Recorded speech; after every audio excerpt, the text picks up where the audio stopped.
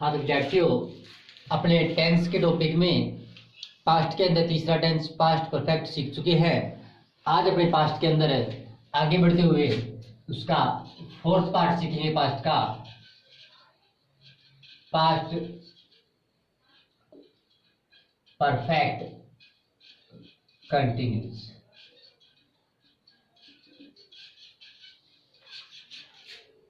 आपको याद होगा कि परफेक्ट कंटिन्यूस जब अपने पीछे किया था प्रेजेंट वाला टाइम, तो आपको पहचान हो जाई थी से रहा है।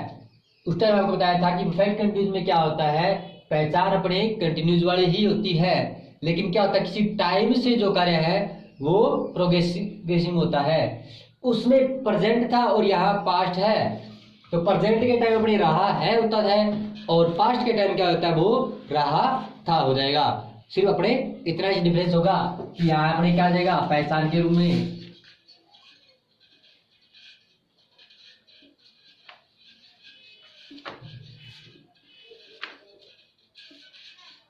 हिंदी के वाक्य के अंत में से रहा था।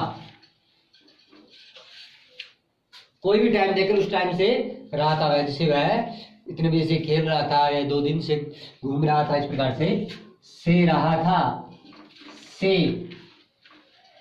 रही थी, से रहे थे। यानी कि से के साथ में रहा था, रही थी और रहे थे, जो यानी कि कंटिन्यूस वाली पहचान है अपने पास।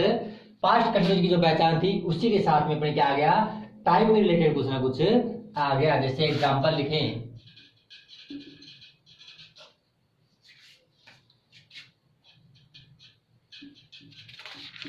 वह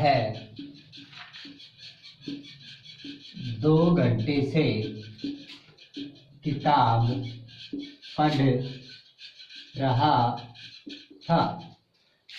तो देखो इस वाक्य में रहा था तो आया है, तो इसके हिसाब से कंटिन्यूस है, लेकिन यहाँ देखो टाइम आ गया 2 घंटे से। जब टाइम रिलेटेड के साथ में कंटिन्यूस वाला आ जाए तो परफेक्ट कंटिन्यूस बन जाता है। और अगर अकेला कंटिन्यूस आता है तो उसमें क्या आता है, कोई टाइम नहीं आता, सीधा आता है वह जो किताब पढ़ रहा था। तो इसका मतलब वो कौन सा हुआ, कंटिन्यूस हुआ, पास्ट कंटिन्यूस। और जो टाइम दे दिया उसने कि वह 2 घंटे से पढ़ रहा है, या फिर वह सुबह से पढ़ रहा है, वह शाम से पढ़ रहा है, तो इस प्रकार के वाक्य आ जाए, टाइम आ जाए, तो अपने क्या होगा वो पास्ट परफेक्ट कंटिन्यूस। अब देखो सिंस और फॉर का प्रयोग आपको पीछे वाली जो परफेक्ट कंटिन्यूस किया था उसमें बताया था, वही होगा सिंस और फॉर का प्रयोग। उस टाइम आपको बताया था कि सिंस और फॉर का प्रयोग अपने यहाँ भी करेंगे और जैसे अपने पास्ट में पढ़ेंगे तब भी करेंगे। तो आज अपने पास्ट में भी आ गया परफेक्ट कंटिन्यूस, तो यहाँ भी सिंस और फॉर का प्रयोग होगा। तो वो प्रयोग किस प्रकार होगा, आपको सारणी बनाई हुई है पहले, उस सारणी को दोबारा जांच कर लेना अच्छे से। जिसने परफेक्ट कंटिन्यूस किया है पिछली बार में वो आराम से प्रयोग करें। अब बात करते हैं हेल्पिंग वर्ब की। तो हेल्पिंग वर्ब इसमें भी एक ही होती है, हैड बी। परफेक्ट कंटिन्यूस की जब भी हेल्पिंग वर्ब बनती है उससे पहले वाली जो होती है सब बिन जुड़ता है। ये अपने प्रेजेंट में किया था, प्रेजेंट परफेक्ट की पहचान क्या थी, हैज हैव थी। और जैसे अपने प्रेजेंट परफेक्ट कंटिन्यूस किया उसकी पहचान क्या होगी, हैज हैव प्लस बी। तो यहाँ पास्ट परफेक्ट की पहचान कल अपने पढ़ी थी हैड, और आज अपने परफेक्ट कंटिन्यूस की पढ़ रहे हैं तो पहचान क्या होगी, हैड बी। वाक्य ऐसा लिखता हूं स्ट्रक्चर में, पॉजिटिव वाक्य बनाएंगे जो अपने प्रेजेंट परफेक्ट कंटिन्यूस वाला टाइम पढ़ा था, सब्जेक्ट, उसके बाद में हेल्पिंग वर्ब एक ही है अपने पास, हैड बीन, तो यहाँ सीधा हैड बीन लिख लो, चाहे हैड बीन, और वर्ब की first form plus ING plus object plus since for plus time. यही बनाया था उसमें भी। सब्जेक्ट हेल्पिंग वर्ब क्या थी, हैज हैव प्लस बीन थी, वर्ब की फर्स्ट फॉर्म के साथ आईएनजी था, ऑब्जेक्ट था, सिंस फॉर था और टाइम था। इस सिंस फॉर का प्रयोग आपको पिछली बार मैंने बता दिया है, उस सारणी को दोबारा अच्छे से चेक करना। आपने उतारी होगी सारणी, उस सारणी में से जो सिंस फॉर का प्रयोग प्रेजेंट वाला टाइम था उसी प्रकार यहाँ होगा सिंस फॉर का प्रयोग। सिंस फॉर के प्रयोग में कोई फेरबदल नहीं है, चाहे प्रेजेंट का हो, चाहे पास्ट हो, चाहे फ्यूचर हो। नेगेटिव स्ट्रक्चर की बात करें, सब्जेक्ट, अब देखो आपको बताया नेगेटिव में क्या होता है, नोट लगता है तीसरे स्थान पर। यहाँ हेल्थिंग ग्रुप देखो हैड बीन है, तो यहाँ पहले लगेगा had plus not plus be. Had और बीन जो दो वर्ड है दोनों अलग अलग है, तो दोनों अलग अलग हो जाएंगे। और ये कहा गया हमेशा थर्ड प्लेस पर, नोट का स्थान होता है हमेशा तीसरे स्थान पर होता है। और वर्ब की फर्स्ट फॉर्म के साथ आईएनजी।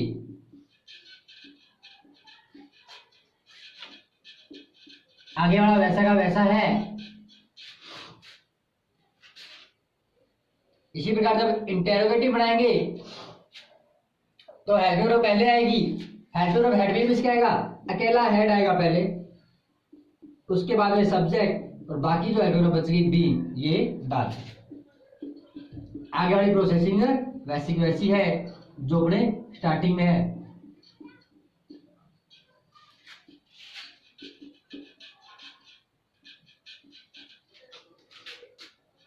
और नेगेटिव इंटेरोगेटिव में हैड, फिर सब्जेक्ट और थर्ड प्लेस पर नोट, फिर बीन, और आगे वर्ब की फर्स्ट फॉर्म के साथ आईएनजी, और आगे वाला वैसा का वैसा ही है, ऑब्जेक्ट, सिंस, फॉर और टाइम। तो ये प्रयोग की चारों की स्ट्रक्चर। तो वीडियो को यहाँ रोक कर अपने इनकी पहचान, एग्जाम्पल, हेल्पिंग वर्ब और चारों स्ट्रक्चर उतार लो। अभी अपने करेंगे इसके ऊपर एग्जाम्पल, उस एग्जाम्पल के अपने चारों सेंटेंस बनाएंगे। तो अभी अपने एग्जाम्पल करेंगे। जो एग्जाम्पल आपको लिखा था कि वह 2 घंटे से किताब पढ़ रहा था, तो इसके सेंटेंस बनाएंगे। सबसे पहले अपने बनाएंगे इसका पॉजिटिव। पॉजिटिव में क्या आएगा, सबसे पहले सब्जेक्ट। सब्जेक्ट क्या आएगा, वह रहा था। रहा था का मतलब वह की जगह कौन सा है, ही है। अगर रही किया था तो सी होता, तो ही। उसके बाद में एल्गोरिथम एक ही होती है, हैड बीन। हैड बीन किताब पढ़ रहा था। पढ़ना क्या कहते हैं, रीड, तो उसके साथ आईएनजी लग जाएगा, रीडिंग। किताब पढ़ रहा था तो बुक। हो गया क्या कंप्लीट ऑब्जेक्ट तक। अब अपने रहेगा टाइम की बात। 2 घंटे से, तो 2 घंटे है, 2 घंटे के लिए क्या लगेगा, सिंस लगेगा या फोर लगेगा, तो अपने सारणी में मिलान कर लेना। 2 घंटे टाइम आ गया तो उसके लिए फोर का प्रयोग होता है कि जब भी अपने काउंटेबल नाउन आ जाए 2 घंटे से 2 दिन से इस प्रकार से आ जाए तो अपने क्या लगता है, उसके साथ फोर लगता है। फोर कितने घंटे हैं, 2 घंटे, तो 2 आवर।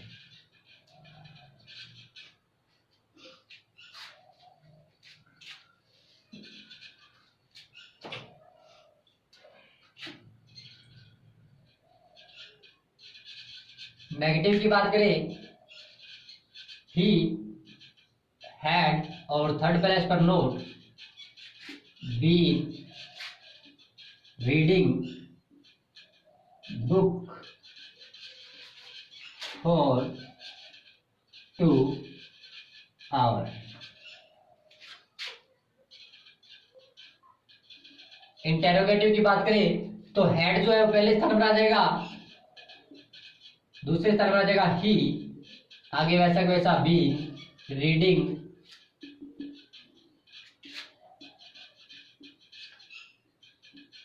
Book, for, 2 our.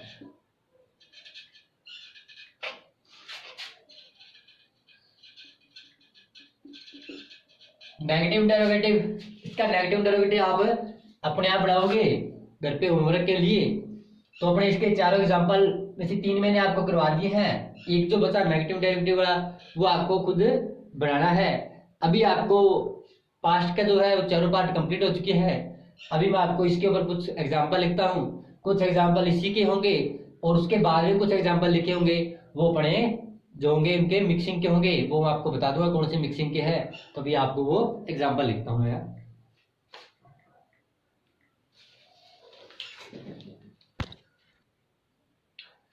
हाँ तो विद्यार्थियों, आपको यहाँ एग्जाम्पल लिखे हैं, स्टार्टिंग में 1 2 3 3 एग्जाम्पल लिखे हैं। ये जो आज अपने टॉपिक किया है पास्ट परफेक्ट इंग्लिश उसके ऊपर है। इसके आपको सभी के 4 सेंटेंस ही बनाने हैं, चारों के चारों सेंटेंस कंप्लीट बनाने हैं। उसके बाद में नीचे एग्जाम्पल जो लिखे हैं 7 एग्जाम्पल, इन 7 एग्जाम्पल में आपको मिक्सिंग में दिए हुए हैं। कोई एग्जाम्पल नोट का है, कोई इंटरोगेटिव का है, कोई पॉजिटिव का है, कोई नेगेटिव इंटरोगेटिव का है, यानी कोई किसी का टेंस है, कोई पास्ट सिंपल है, कोई पास्ट कंटिन्यूस है। तो वो आपको सभी की पहचान करनी है कि कौन सा किस सेंटेंस का है। इन सातों का जैसा आपको दिया है वैसा का वैसा बनाना है। ये चारों चारों नहीं बनाने, सिर्फ एक एक ही बनाना है, जो जिस सेंटेंस का है वही बनाना है।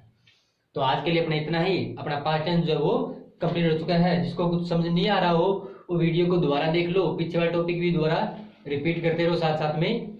अगर कोई फिर भी कोई दिक्कत आ रही है तो आप मैसेज या कॉल करके पूछ सकते हो। आज के लिए इतना ही, बाकी नेक्स्ट वीडियो।